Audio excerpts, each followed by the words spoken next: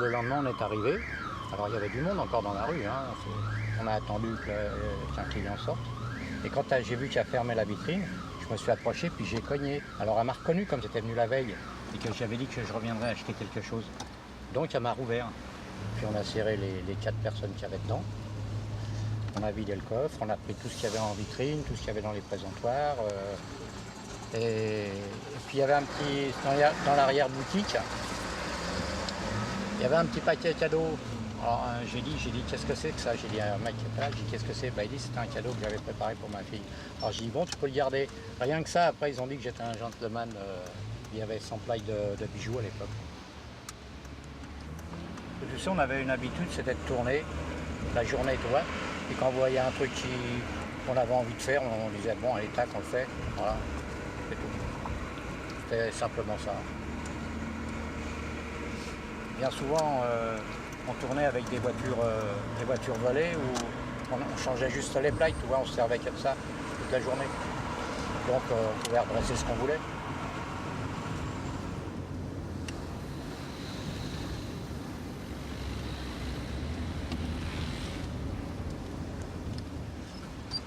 Les 3 ou 4 équipes qu'on était dans notre banlieue, on se connaissait tous pareil. Mais bon, on travaillait, admettons, on aurait été tous les 4 parce que c'était comme ça, les autres auraient été 4 parce que c'était comme ça, mais on se connaissait autant les uns que les autres. C'est pour ça que de temps en temps, on prenait un de là, on prenait un de là, ou moi j'allais autre part pour faire quelque chose. C'est tout. Il n'y avait pas de choses définies, quoi. Il fallait que tout le monde touche un peu d'oseille, donc on se partageait un peu tout. Des fois, il y avait une affaire qui était tapée, on allait prévenir les autres. Bon, allez pas taper cette affaire-là, on l'a fait tel jour, on l'a fait telle semaine, allez-y pas maintenant, allez-y plus. Toi, on se prévenait sur les affaires à faire.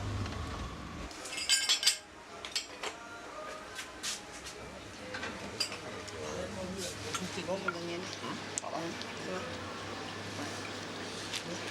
Oui. Alors, pas de question. Bah écoute, comme d'habitude, je travaille comme un titan, comme d'habitude. Vraiment, vous venez me voir de temps en temps, les vieux copains. Hein? Mais ce serait pas triste, ça. Vous m'avez jamais rien donné, moi non plus. Hein? À l'époque, j'avais une salle de culture physique à Pigalle. On s'est rencontrés dans un restaurant avec plusieurs amis, des gens que lui connaissait, que je connaissais. Il y a quelque chose qui est passé entre nous, je crois.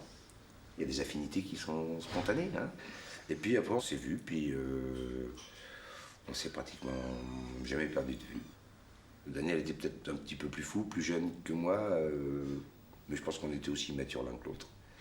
Alors c'est vrai qu'à un moment, moi j'ai réussi à avoir un petit peu tout devant moi, mais j'en avais pas suffisamment pour faire quelque chose de tout seul. Et puis Daniel, je savais qu'il en avait un petit peu. Je lui ai dit, écoute, on pourrait faire quelque chose, au moins ce serait une poire pour la soif, ce serait bien.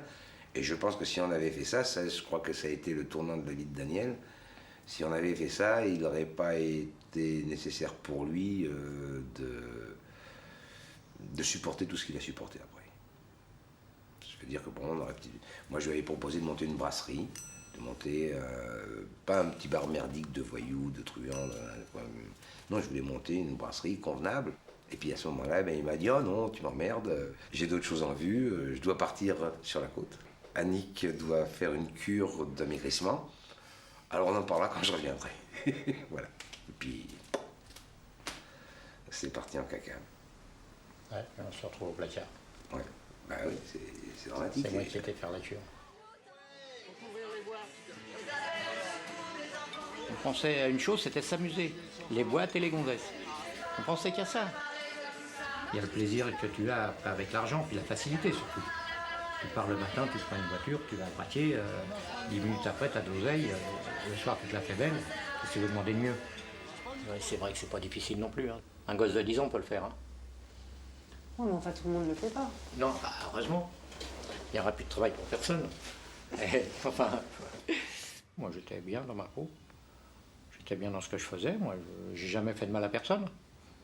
Donc, aller prendre des sous où il y en a, hein, j'ai jamais agressé une petite vieille. Hein.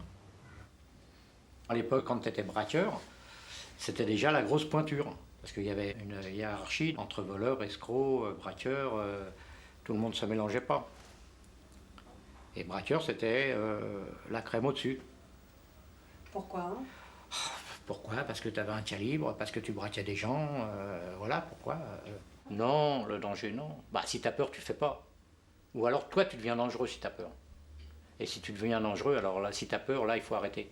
Parce que tu deviens dangereux. Tu comprends? Pour ça qu'il y a, sur des affaires, il y a eu des fois des gens qui ont morflé, mais c'est parce que les mecs qui ont fait ça, ils étaient trop nerveux, ils n'avaient pas assez de sang-froid, ils étaient pas... tu sais, c'est peut-être... ce que je dis, ça va peut-être étonner, mais à la finale, quand tu fais quelque chose, il faut être spécialisé dans ce que tu fais. Sinon, fais-le pas.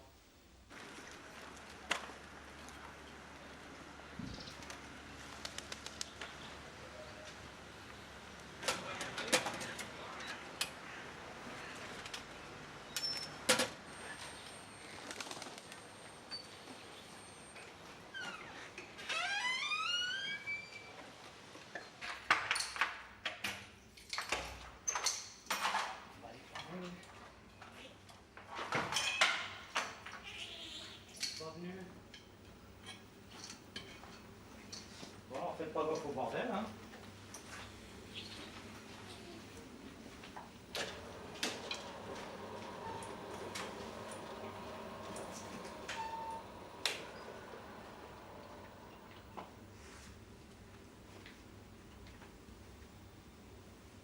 Mais en fait, t'es pas souvent ici. Ce que je fasse ici. Que je sois en cellule, comme au placard. Qu'est-ce que tu veux que je fasse ici? Tu regardes Je pas- tricote pas, je fais pas de cadenas, je fais pas de rien. Qu'est-ce que tu veux? Tu regardes pas la télé, par exemple? Oh non, pour la journée, comme ça, je regarde un peu le soir. Mais quand t'étais au placard, tu la regardais pas tellement, la télé? Non, pas trop. T'aimes pas? Oh, c'est pas que j'aime pas, c'est qu'il n'y a rien d'intéressant.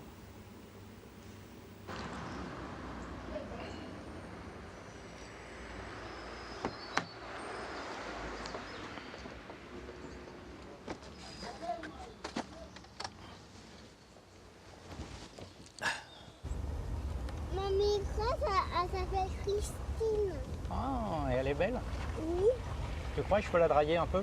Non. Pourquoi? Parce Comme ça, te donnera des bons points.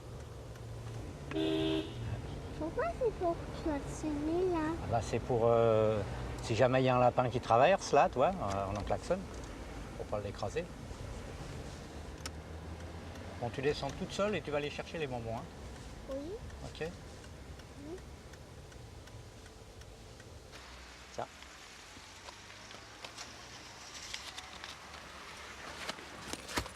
Allez. Ça va? Ouais.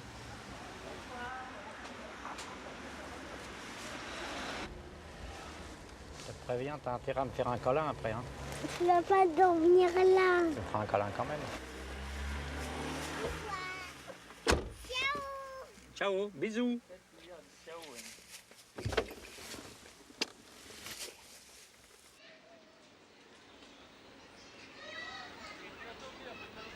Je suis né à Villejuif, il y a 58 ans.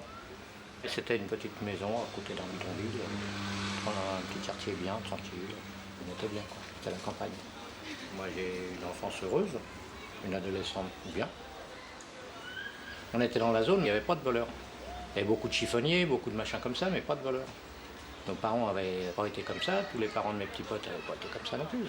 À l'époque, le mec qui avait été en maison de correction au placard, c'était déjà quelque chose, quoi. J'ai quitté l'école à 14 ans, ouais, parce que l'école, j'ai jamais trop aimé. Et puis, j'ai été travailler. Hein. Il devait y avoir une prédilection, hein. J'ai commencé par faire serrurier. J'ai fait ça pendant 2 ans. C'est toute la famille, là. Ma grand-mère maternelle, une de mes tantes, ma mère, mes sœurs, mes frères. Et tes sœurs et tes frères, tu les vois plus, là ou... Non, je suis fâché avec. Le mari de ma mère et son père, Donc ton père, en quelque sorte. Il était monteur en échafaudage. Ces premières cartes d'identité, c'est bien pour faire des tocs. Vous savez, juste des agrafes. C'est Ils quoi ont les commencé à tocs? nous faire chier en 51, ils dérivaient. Mais enfin, j'étais trop petit pour les faire. Là. Et là, il y avait ton adresse de l'époque, hein? Ouais, rue du Laboratoire, ouais, Villejuif. Maintenant, ça s'appelle la rue Gros-Ménil. Là, tous ces quartiers, là, c'est resté vieux. Hein. C'est resté vieux. T'as plein de terrains, t'as encore plein de jardins, plein de terrains. C'est comme ça que ça aurait dû rester partout. Faire des tours, je pense qu'ils ont foutu des tours. Au final, on était bien dans notre bidonville, là. C'est tranquille. Les flics, c'était bien, ils n'osaient pas y rentrer.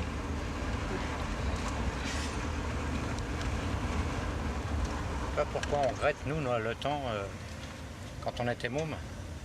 Tous les quartiers étaient comme ça, calmes, tranquilles. Tous les gens se connaissaient. C'était notre banlieue. C'est un peu comme une famille. On était comme des frères, quoi. C'est pratiquement pareil. On n'habitait pas sous le même toit, mais c'était la même chose. C'était comme un village, quoi, voilà. Il y a un rapport de confiance déjà au départ qui est dans la logique de la vie, puisqu'on a toujours été ensemble. On a toujours fait les mêmes conneries ensemble, des conneries de gosses, hein, je me comprends. Donc après, en grandissant, bah, on se retrouve un peu, quoi. Elles viendront nous voir, elles gâcheront comme des filles, en s'enroulant dans nos quilles. Il y a une affaire qui s'est passée dans Villejuif. On a soupçonné des gens qui se retrouvaient dans un café. Moi, je travaillais, j'étais peintre. Et il y en a qui ont dit, tiens, c'est peut-être un tel, c'est peut-être un tel. Pourquoi? J'en sais rien. Moi, j'avais jamais rien eu à voir avec la police. Jamais, jamais, jamais. Je te dis, pas une garde à vue. Même ceux qui étaient avec moi. D'abord, il n'y avait pas de bar de voyous chez nous. Il n'y en avait pas. Voilà, j'ai fait deux ans de placard. Je suis sorti au bout de 2 ans. Bah, au bout de 2 ans, avec surtout une affaire criminelle où tu es accusé, bon, c'est marqué dans les journaux, c'est partout. Automatiquement, quand tu sors, t'attires un peu à toi les mecs qui ont envie de faire quelque chose. Donc, même si tu es un bidon, on va venir vers toi parce que tu auras fait 2 ans de placard et pour une super grosse affaire. Bon, bah, c'était l'engrenage, quoi, voilà. Les connaissances en prison, voir les choses autrement, voir, voilà, beaucoup. C'est un engrenage. Hein. Mais en prison, tu as retrouvé des gens de ta banlieue Non. Ah bah, plus tard, oui, bien sûr, parce que c'est pratiquement toujours les mêmes qui sont placards. Mais la première fois, non, je te dis, moi je connaissais pas de gens qui avaient fait de la prison.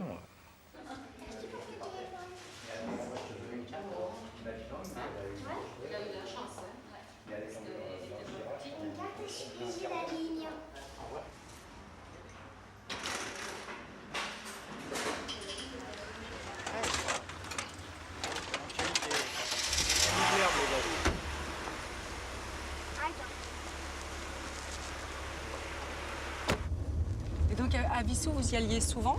Ah là là, ça dépend. C'était surtout eux qui y allaient parce que comme c'était des cavaleurs de filles, ils les emmenaient à Vissou.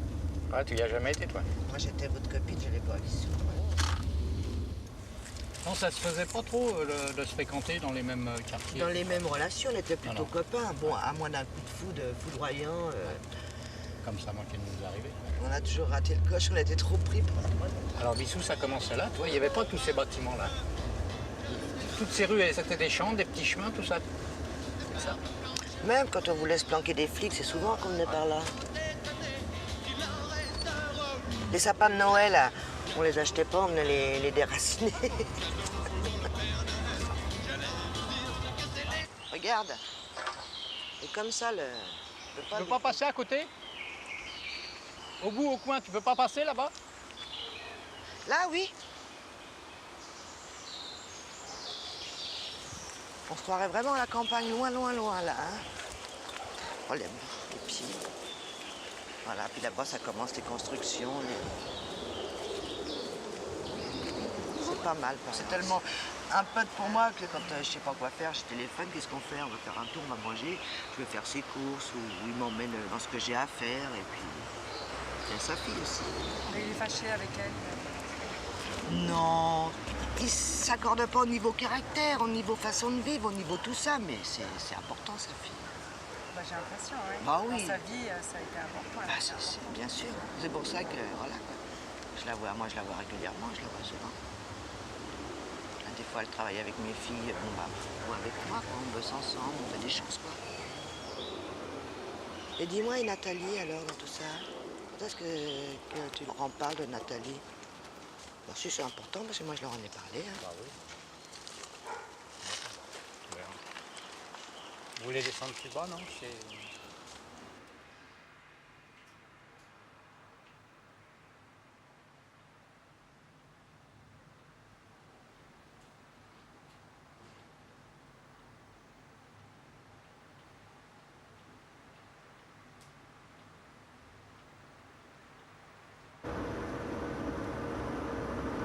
Ta fille, tu l'as tenue en dehors de tout ça?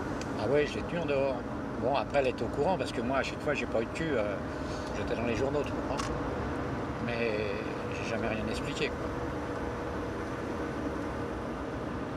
Mais bon, moi, le seul regret que j'ai, c'est que j'aurais voulu que ma fille apprenne son temps pour se marier, pour avoir des enfants.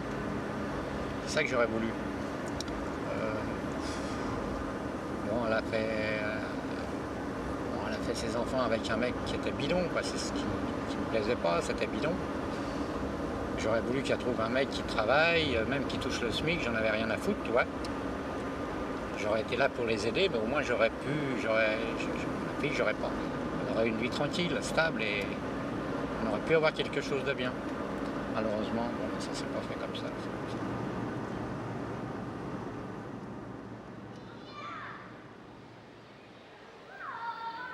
Moi, je vivais avec ma mère chez ma grand-mère et il venait me chercher. On restait toujours tous les deux, il voulait personne d'autre autour de lui. Et toi, t'aimais bien être avec lui? À moi, oui. Il avait beaucoup de mal à me ramener.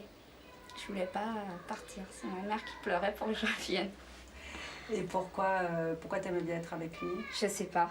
Je sais pas, c'est parce que je voulais rester avec mon père. J'aimais beaucoup ma mère, elle a jamais été méchante avec moi du tout. Mais moi, je sais que je voulais rester toujours avec mon père. Il y a eu des périodes où je le voyais plus pendant pas mal de temps. Tu pensais ou... Bien sûr. J'y pensais beaucoup. Quand il revenait, que je le revoyais, c'était toujours très très émouvant. Et puis, bon, ben, après, des fois, je le revoyais plus pendant un certain temps. Et puis, il revenait et voilà. Ça t'a manqué dans ton enfance de ne pas la voir ou... Mon père, ouais, beaucoup.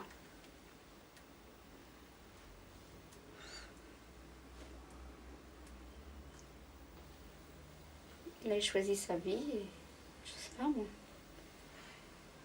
Est-ce que tu avais un peu d'admiration pour ce qu'il faisait ou est-ce que tu... Bon, de l'admiration... Non, enfin, j'avais pas d'admiration spécialement ou j'avais pas de dégoût, mais je sais pas comment vous expliquer, moi. C'était non, de l'admiration. Mon père, bon, je l'ai admiré en tant que père, pas en tant que voyou ou autre chose. Mais non, je voulais pas. Puis je voulais pas y penser, de toute façon. Je voulais pas penser à tout ça, ce qu'il faisait. Moi, c'était pas mon truc, c'était hors de moi. Et si on a peur un petit peu, c'est ce que Jean-Claude nous expliquait. D'abord, c'est parce que Macaloum est un très très grand champion. Et ensuite, Jean-Claude, parce qu'on a un petit peu peur que Fabrice, il ait fait ce combat trop de fois dans sa tête. Ah, c'est vrai qu'il l'a fait plusieurs fois et depuis déjà pas mal de temps. Et tu as assisté à ce match-là? Oui. Dans les soirées comme ça, on est bien parce qu'on est tous ensemble. Surtout quand on connaît le boxeur, quoi.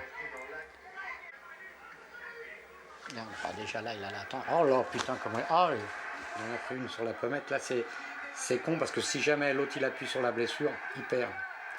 Regarde, oh putain, c'est bien. Oh putain, c'est droit. Oh là là. Après, ça a été la fête toute la nuit. De ceux qui se connaissent, tu vois, si t'es mieux de voyous, on était au moins 200. On est de partout, de Marseille, de Nice, de Lyon, de Saint-Étienne, enfin de partout, quoi. Là, les Condés, ils ont dû prendre des belles photos. Là. Leur album, il devait être fourni. Il n'a pas gagné avant la limite, mais il avait promis qu'il gagnera avant la limite, mais il savait bien encore lui-même qu'il s'était préparé à gagner au point, parce qu'on gagne.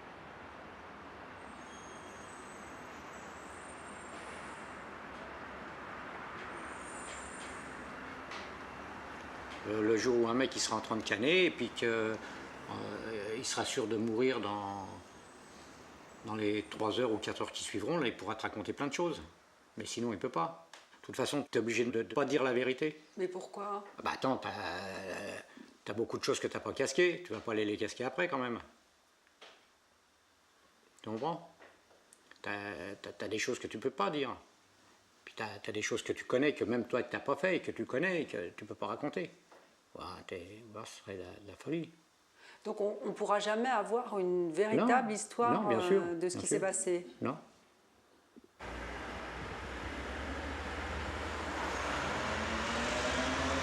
J'étais au sport d'hiver avec ma fille. J'avais pas besoin de faire ça et c'est mes potes qui m'ont téléphoné. Viens, on voudrait taper, on a besoin d'oseille, on est raide et tout.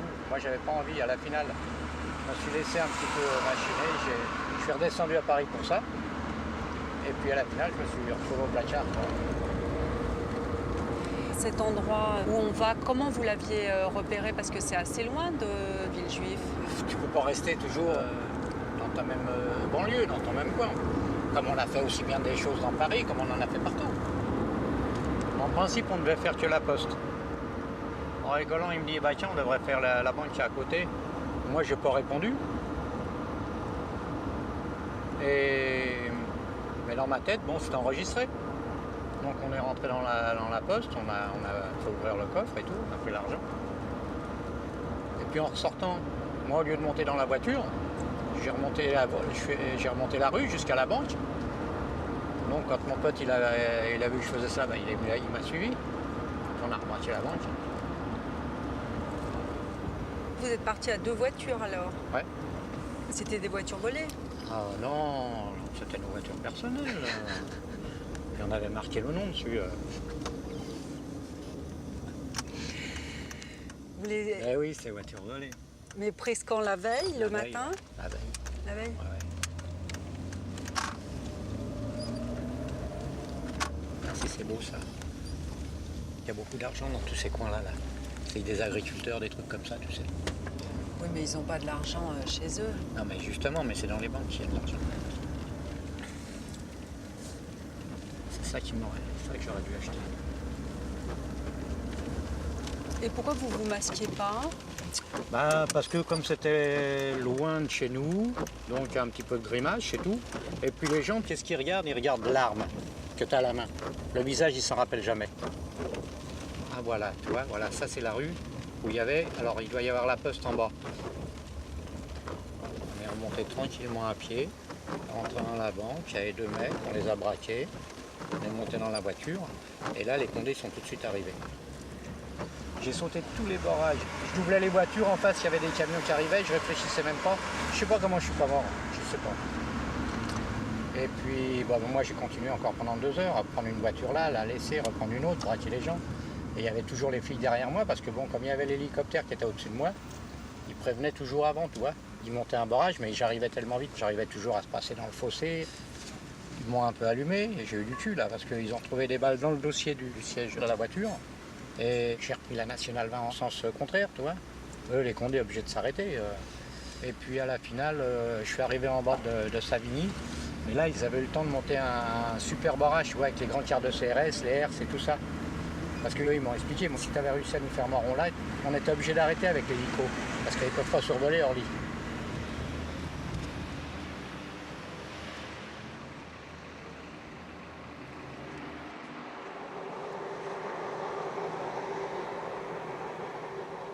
Disons que les braqueurs, c'était tous le même quartier. De toute façon, on risquait tous 15 ans, 20 ans, perpète. Tout le monde était ensemble. S'il y avait un mec qui avait une merde avec la direction, avec un maton ou quelque chose, il y avait tous les autres derrière. Maintenant, il y a beaucoup de petits jeunes qui tombent au placard, des petits dealers qui prennent des toutes petites peines. Et s'il y a un gros problème, tu vas avoir 2-3 lastres avec toi, c'est tout. Quand je vois un môme là, qui va au placard parce qu'il a volé une connerie de voiture ou de moto ou des postes ou des petites conneries, mais je le traiterai de tous les noms. Moi aussi, hein, j'ai fait beaucoup de placards. Mais le temps que j'étais dehors, j'ai bien profité. Eux, ils prennent pas de sous, Nadia. Donc, ils améliorent pas leur vie. Et quand ils sont placards, ils ont rien. Donc, je peux pas l'admettre, ça. Je peux pas l'admettre. Mais tu penses Va plutôt travailler, merde. Même si tu gagnes 505 par mois, au moins, tu vas pas avoir... Tu vas pas aller au placard où tu es diminué par cette détention de merde. Hein, que tu es commandé par des connards qui savent rien, qui connaissent rien. Tu comprends ce que je veux dire? T'évites l'humiliation de la détention.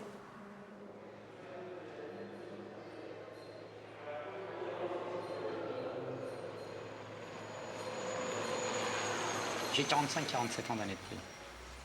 Et de fait? Parce que j'ai fait à peine 15 ans. À peine. Je dois pas avoir les 15 ans. Un grand malin, M. Daniel. Et j'ai payé pour ça. Sans compter tout le reste, hein, quand je me suis farci les fous et tout. Attends. Les quoi? Les dingues. Ah, tu veux dire à un moment, t'as joué? Ouais. Puis ça va loin. J'ai manqué de la glisser. Hein. Ils m'ont sauvé de justesse. Pourquoi? Parce que je m'étais coupé l'artère, puis j'avais choisi un moment où il n'y avait personne. Mais j'avais calculé quand le mec il amène le pain, tu sais, que quand il ouvre la cellule, ça venait de se passer, comme ça il appelle tout de suite quelqu'un et ça peut aller. Et manque de cul, ce con il était en retard. Comme j'avais prévenu personne, tu peux prévenir personne là, que tu vas faire quelque chose. T'as pas, le mec, tu te fais balancer. Et ce con il était en retard. Alors, putain, je voyais mon sang qui giclait contre le mur, je dis l'enfoiré, qu'est-ce qu'il fait? Et je pouvais pas appeler, si j'appelle, après ils vont dire bon c'est bidon. Et bon, quand il est arrivé, vite, ils ont appelé les pompiers, les machins, tout. Mais à la finale, je suis sorti 8 jours après. Voilà. En fait, tu mettais ton corps, ta vie, dans la balance? Ah, mais il fallait que je sorte. Moi, quand je suis au placard, il faut que je sorte. D'une manière comme d'une autre. Il faut que je sorte n'importe comment. Il faut que je me démerde.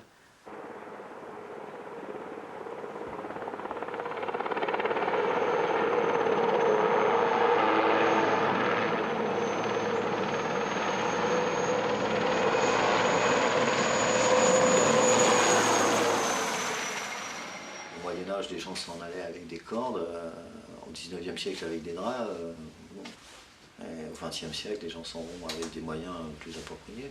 C'est une question technique, hein, c'est tout. Les mecs, quand ils ont vu l'hélico descendre dans la cour, ils se sont tous arrachés sous le préau.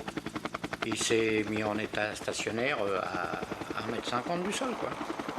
Alors, on est monté dans l'hélico, puis on est parti. On est resté à ras du sol pour ne pas être repéré par les radars. Et puis on a longé toute l'autoroute jusqu'à la porte d'Orléans. On est resté tranquille 8 jours, et puis au bout de 8 jours, Gérard il s'est fait serrer lui. Alors celui qui était avec lui dans la planque, lui il s'est cassé, il est parti tout de suite en Espagne. Moi j'ai attendu 15 jours, 3 semaines. Puis après j'étais le rejoindre en Espagne.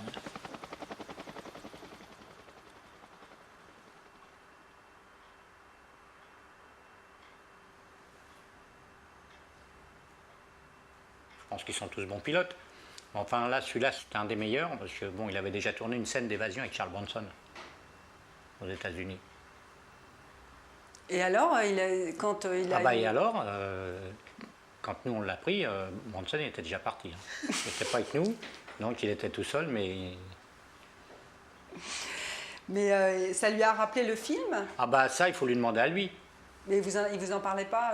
Bah, Non, Marion, tu crois qu'il avait avait envie de discuter avec... Bah, on l'a su par les journaux après. Quand ils ont dit, bon, le pilote, monsieur Untel, voilà. Ah non, il nous a pas filé son curriculum vitae hein, quand on l'a serré.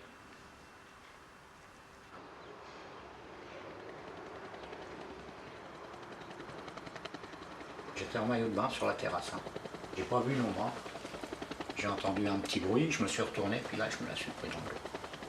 Une fois que je suis touché moi, que je suis allongé par terre, là, ça dégringole de partout, quoi. Les glaces, elles tombaient, les baies vitrées, ça s'écroulait. Parce qu'ils auraient pu vous arrêter différemment. Ah, ben ils pouvaient nous serrer comme ils voulaient, nous. La journée, on était en slip de bain dans la piscine, on descendait au bord de la mer. Attends, dans la villa, ils n'ont pas retrouvé d'armes, rien du tout.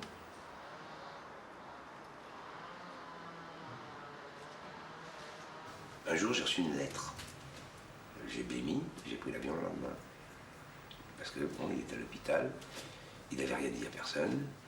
L'hôpital s'était occupé de lui de façon un peu débilitante. Enfin bon, c'était fini, il n'y avait rien à dire. Hein. J'arrive, il m'avait dit qu'il n'était pas bien, mais il ne m'avait pas dit qu'il était paralysé. Et quand je suis arrivé, l'état de dénuement, il était allongé sur son lit, je ne me suis pas rendu compte de l'état réel. Donc j'ai allumé une cigarette et puis ensuite il m'a raconté, il m'a expliqué.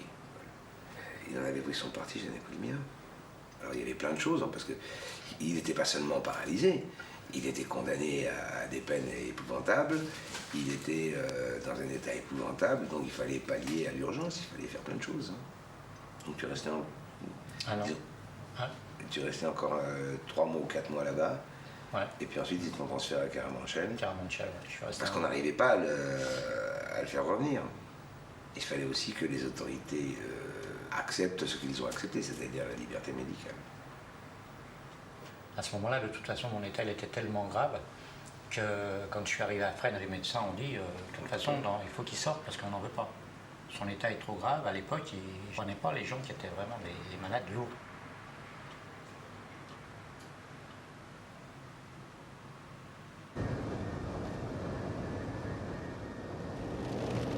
Je me retrouvais paralysé. Pour moi, c'était la pire des choses. Pour moi, j'étais vraiment un déchet. J'étais un déchet. Je me disais, je ne peux pas me présenter, je ne peux pas voir ma fille comme ça, je ne peux pas me voir comme ça, je peux pas... Enfin, je sais, pour moi, c'était... Je sais pas, pour moi, j'étais un monstre, une horreur, je sais pas. C'est impossible, c'est pour ça que j'ai mis si longtemps, avant de... D'ailleurs, tout le monde pensait que j'étais mort, d'ailleurs. Je voyais pas mon père comme ça, je voulais pas le voir comme ça. Donc, des fois, je l'évitais. J'allais avec lui quand même quand il venait me chercher, mais je cherchais souvent à éviter d'être avec lui. Parce que, pas pas une question de honte, quoi, hein, du tout. Parce que j'ai pas honte de mon père, mais je sais pas, je voulais pas le voir comme ça. Et c'est souvent, quand je rêve de mon père, je le vois toujours marcher.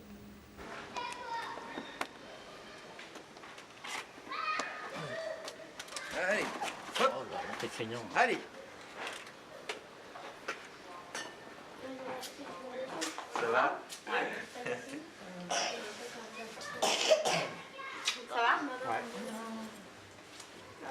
Je vais lui laisser faire. Ah bon? Attends. Ça marque pas de service. C'est la première année qu'il va. Ah oui, là, attends. Tiens ta sucette. Au moins, il aime l'école. Quand il peut jouer, quand ils vont plus le laisser jouer, il va falloir qu'il l'écoute. Il va faire comme moi, il va les envoyer chier. Alors vous avez trouvé un nom, non? Oui, Charlotte, elle a gardé au jardin d'été. Eh bien, ne commence pas à dire qu'on ouvre à 6h du matin, ça n'existe pas. Attends, j'ai rien dit, commence pas, Si qu'est-ce qui me Charlotte, fait chier elle là? l'a dit. On n'est pas sur les marchés. Charlotte, elle me l'a dit. Qu'est-ce qu'elle t'a dit? Elle m'a dit que t'avais dit qu'il fallait déjà ouvrir à 6h du matin. Mais ça ouvre à 9h. Ouais. Une fleuriste, ça ouvre à 6h. Ouais, non, c'est Charlotte qui raconte des conneries. C'est elle qui t'a dit ça pour faire gueuler. Ça paraît pas, mais ce Daniel, c'est un preneur de tête. On n'a pas une seconde à nous, en vrai, quand il se met à faire un boulot quelconque. Il va aimer construire quelque chose, il va aimer créer quelque chose. Demain, on lui dit, bah viens, on va au coin de la rue, on va acheter toute la rue, il est partant. Même s'il n'a pas 10 francs sur lui, il se dit, on va y arriver. Voilà. Pour faire quelque chose encore, il faut qu'il soit occupé. Alors il s'occupe à sa façon. C'est une façon de s'occuper quelque part aussi. À partir du moment où il bouge, il existe, il est vivant.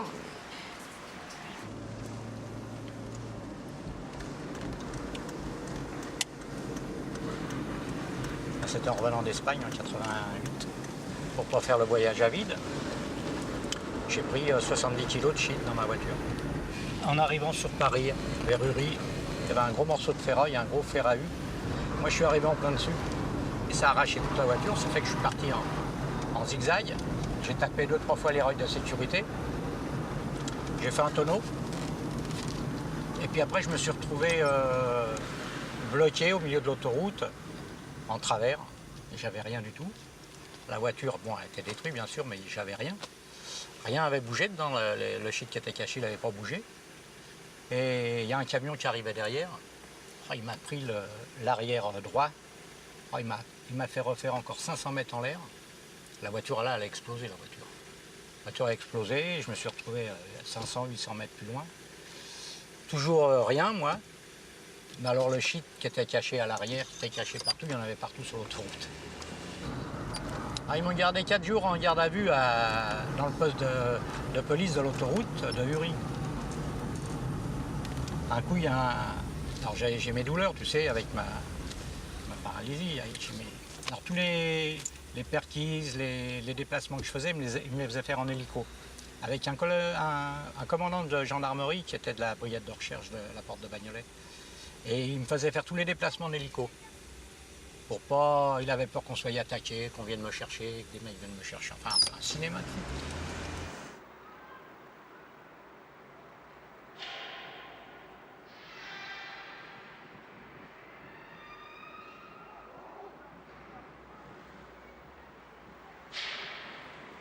Au départ, il n'y avait pas de promenade. C'est après qu'ils ont aménagé ce qu'il fallait, quoi. Mais au bout d'un an... Donc tu restais enfermé voilà, 24 heures sur 24. Ouais. Non, mais on va être obligé un petit peu, si tu veux, de parler des conditions des malades et des handicapés à l'intérieur de la prison, et puis aussi l'évolution peut-être, puisque quand même ça fait depuis 15 ans. L'évolution qu'il y a eu, ça veut dire que maintenant il y a des cellules, on peut mettre tous les mecs dedans. Les handicapés, les cul-de-jatte, les aveugles, et tout ce que tu veux, on met tout le monde. Allez, tout le monde au placard. Voilà, c'est l'évolution qu'il y a eu. Tu vois la bonne évolution? Ouais. Voilà, le reste c'est tout du charme. Me faire choper, j'y pensais pas, maintenant j'ai tout le temps, déjà la harba, on occupe 90%. Hostile, la mauvaise graine pousse sur des barils. Dans la rue, tête, quand vient ton heure, on t'envoie pas de lettres. La vie est ainsi faite, le destin toujours surprend, tes miettes, voilà ce qu'on prend. Hostile, la mauvaise graine pousse sur des barils. Dans la rue, tête, quand vient ton heure. Bonsoir, vous êtes sur Fréquence Paris Pluriel à l'écoute de Parloir Libre. Donc ce soir, plusieurs choses. D'abord quelques petites infos avant d'attaquer notre dossier du soir, puisque nous avons le plaisir de recevoir Daniel Beaumont ce soir dans nos studios. Donc on va parler avec lui de tout ce qu'il a vécu ces derniers mois, hein, puisque ça fait quand même déjà depuis un an et demi que tu étais incarcéré. Ouais, ouais. Il y avait quoi, grosso modo? Enfin, c'était quoi des soupçons, quoi, voilà, sur des écoutes téléphoniques entre d'autres personnes, pas les miennes, hein, pas moi. Sur d'autres personnes, on parlait d'un nommé Daniel, surnommé Roulette, alors que moi, j'ai jamais eu de surnom. Mais comme je suis en fauteuil, on a fait le rapprochement avec moi. Et puis voilà, quoi, je me suis retrouvé au placard à cause de ça. Alors que cette affaire avait démarré en 95, enfin, les Condés étaient dessus depuis 95. Et moi, on m'a jamais vu nulle part, on m'a jamais entendu, j'ai jamais rien eu. Donc si j'avais été présent quelque part, je crois que je suis assez repérable, hein, avec mon caddie, ça va. Hein, tu passes pas inaperçu. Ouais, je passe pas inaperçu quand même. Hein. Et justement par rapport à ça, bon, tu disais, pour eux tu es dangereux, et c'est quelque chose qui te poursuit encore aujourd'hui. Jusqu'à aujourd'hui. aujourd'hui. Tu disais qu'il y avait, t'étais tombé sur un papier sur toi. Voilà, en prison, quand j'étais DPS, il y a quelques mois en arrière, c'est à mourir de rire. Le mec qui me voit pas, qui me connaît pas, qui lit ce papier-là, il dit merde, qui c'est ce lascar-là? Ouais, il ne peut jamais imaginer que tu es à la fois sur une chaise roulante, malade. Voilà. Il peut pas. C'est impossible. Individu dangereux, capable de faire intervenir n'importe qui, peut corrompre qui il veut. Enfin, oui, non, mais c'est des trucs de fou. C'est des trucs de fou. C'est des malades, mais ils sont givrés. Pour moi, ils sont pas normaux, ces gens-là. Hein. Et finalement, tu as réussi à sortir. Il y a 3 semaines. Le tribunal de Versailles, j'étais passé il y avait 15 jours avant. Ils n'avaient pas donné de réponse. Ils avaient demandé à ce que je revoie un expert pour mon état de santé. Bon, ils m'ont envoyé un expert, mais mon état de santé il peut aller qu'en s'aggravant. Alors, c'est tout des conneries, mais bon, ils m'ont envoyé l'expert. L'expert a fait son rapport comme quoi j'étais en phase terminale de la dialyse, quoi, d'insuffisance rénale. Et puis, bon, ils m'ont laissé sortir une semaine après, quoi. Voilà, le 13. On reste dans les studios, il y a un message à côté de moi. Oui, bonsoir, c'est Catherine. Je passe le bonjour à Mouloud. Je pense qu'il est toujours à Badar si on n'a pas de nouvelles de Mouloud, parce qu'il avait quand même eu le courage de faire signer 13 personnes en cours de détention pour Daniel. Alors là, on voudrait le remercier aussi. Et puis, courage à tous.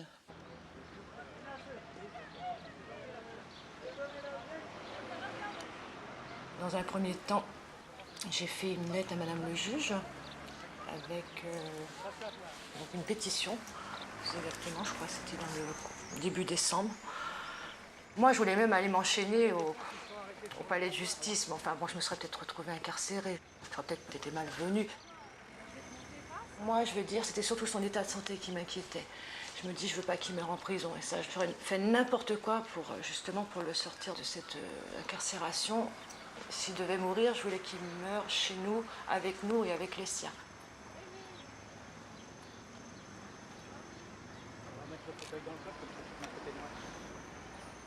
ses reins ne fonctionnent plus. Et c'est pour ça que ça fait un empoisonnement, donc ça déclenche une septicémie.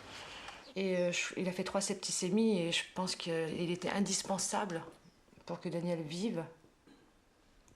C'est donc d'accepter de se faire dialyser. Et je pense que Daniel a accepté en fin de compte la dialyse pour sa fille, je pense, quelque part. C'est ce que je pense. Et puis quand tu vois la mort de très près, je crois peut-être que tu essayes quand même quelque part. S'il y a une petite chance, tu la tentes, quoi.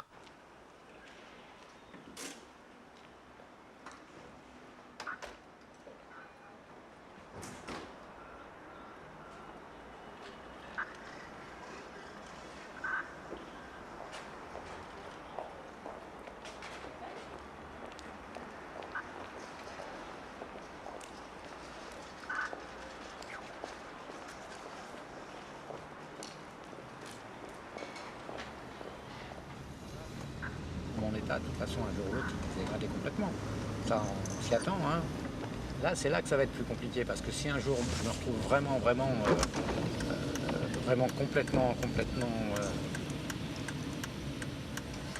complètement défoncé, c'est-à-dire être obligé de rester au lit, être pratiquement grabataire, si ça arrivait un jour, et que je puisse rien faire pour moi, j'espère que quelqu'un ferait quelque chose pour moi. Je l'espère bien, hein, sinon là, ça serait terrible. Ça serait terrible. Oui. Mais et par rapport à la douleur, tu veux pas prendre des médicaments trop Bah non, forts, j'ai tout essayé pour la douleur.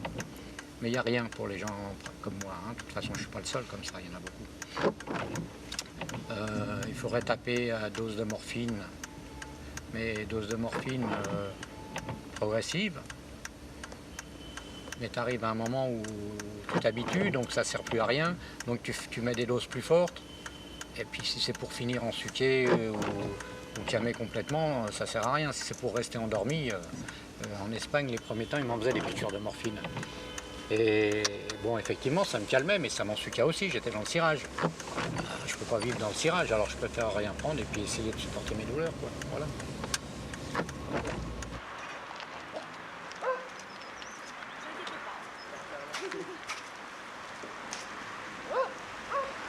Tu sais pas qu'une radio, déjà j'ai les nerfs. Quand je sais qu'il faut que je fasse une radio, j'ai les nerfs. Mais toi, t'es allergique à tout ce qui est médical. À la Tout base. maintenant, tout. Donc, mais même déjà avant, t'étais allergique. Mais Ouais, déjà attends, avant. lui, il est allergique de naissance. Il est allergique à tellement de choses. Non mais là, je supporte plus rien. Lui, il a vécu longtemps bien, très bien. Bon, il a eu beaucoup de malchance de ce qui lui est arrivé, de se retrouver comme il est maintenant. Ça, c'est l'accident de parcours. Mais c'est un gros accident de parcours. Mais moi, en travaillant, moi, c'est le chariot élévateur qui est là, le rouge qui est ici. Je suis passé en dessous, moi. Ah ouais, toi, tout en travaillant, il aurait pu y avoir la même merde. Et ça m'a cassé la colonne vertébrale à 2 endroits. Et j'ai eu un coup de chance énorme, c'est quand ils m'ont opéré, ils m'ont sauvé. Sinon, on se retrouvait tous les deux dans le même état, mais pas pour les mêmes raisons. Là, on aurait ouvert une case de fauteuil roulant, quoi. Ouais, j'aurais fait de la pièce détachée de chariot et de fauteuil. Je me serais lancé dans la voiture équipée. Tu remarques, ça serait les boules quand même. Hein. Tu travailles toute ta vie, tu te défonces et tout, et tu te retrouves comme ça en travaillant. À 40 ans. Ah ouais. Alors là, tu dis, bon, allez, je recommence à zéro et je retravaille plus.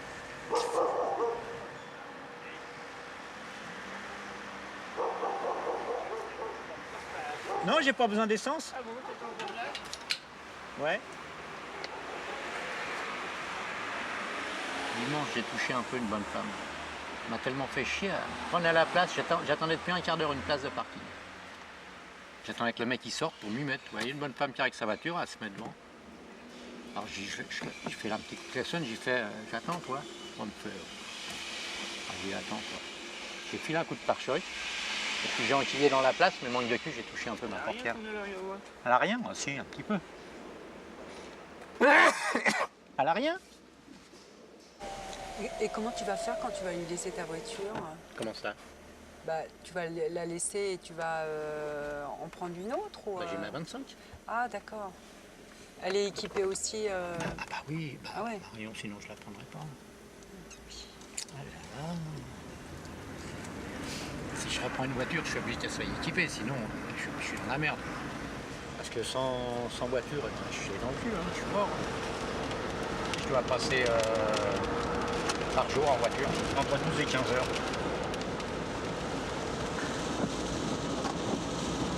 Peut-être que j'ai l'impression qu'il me reste plus beaucoup de temps. Mais c'est une impression, hein, je sais pas, parce que bon, à la finale, bien souvent, je fais rien. Alors, je pourrais aussi bien rester un peu chez moi, me reposer, dormir un petit peu le matin quand je peux. Non, à 5 heures, je suis debout, je traîne, je vire, je tourne. Non, je pense qu'il me reste pas grand-chose à vivre, alors je me dis,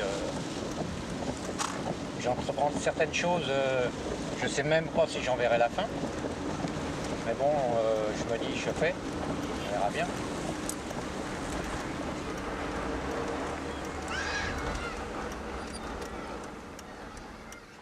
Ah non, non, mais je te l'aurais dit, il est pas tard là. Je m'en suis réveillé d'un seul coup. Et tu t'es endormi en si peu de temps et déjà Tout de suite. réveillé? J'ai dû m'endormir tout de suite. Ah bon. T'as assez dormi là? Ouais. Tu dis qu'il a une énergie incroyable. Bon? Oh. Bah oui.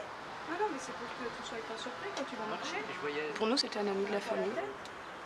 Quand on était petite, c'était... il y avait l'âge de nos parents, quoi. Donc, pour moi, c'était pas le même contact. Qu'aujourd'hui, il n'y a pas de différence d'âge. Je veux dire, c'est un ami à part entière, comme quelqu'un de mon âge. Et je pense que dans son esprit à lui, ça doit être plus ou moins la même chose quand même. En fait, la maison qu'il construit, elle est juste voisine de la vôtre. Et ça, c'est quelque chose qui te fait plaisir? Ouais, parce que quelque part, je sais pas, il est là, quoi. C'est vachement important. Dans mon esprit, il est là, mais là, même dans le physique, il va être là, quoi. Puis bon, là, de s'occuper de la maison, c'est un truc qu'il a envie de courir partout avec les maçons et tout organiser ça. Enfin, c'est un truc de fou, mais lui, ça lui fait pas peur. Ça y occupe bien la tête, quoi, je crois. Moi, je trouve qu'il a une force de vie incroyable, quoi. Parce qu'il a tellement de trucs. Donc, arriver à combattre ça, il faut avoir des buts dans la vie, quoi. Et puis, quand on arrive à 58 ans, moi, je me pose la question, quoi.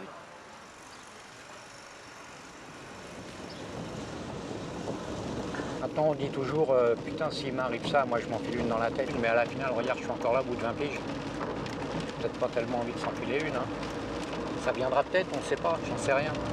Je ne peux pas dire ce que demain sera fait. Bien souvent, je me la pose la question, qu'est-ce que je fous là? Qu'est-ce que ça sert à quoi? Et puis, une heure après, j'ai pensé ça, ou 10 minutes après que j'ai pensé ça, il y a une connerie à faire, et puis je me la fais, et puis j'y pense plus. Alors, jusqu'à la prochaine fois.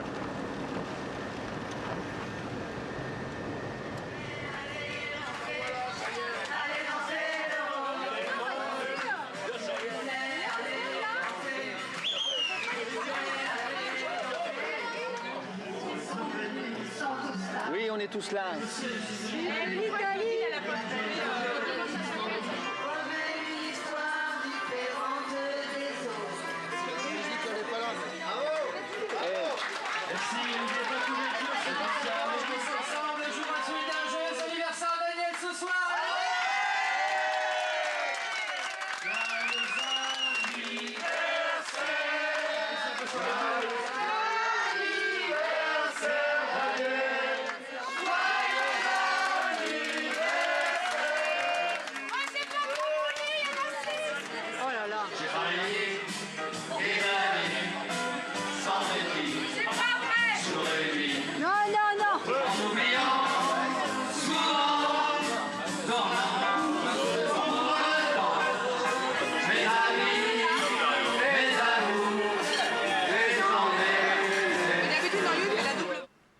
Il y a une chose que je voulais éclaircir, c'était...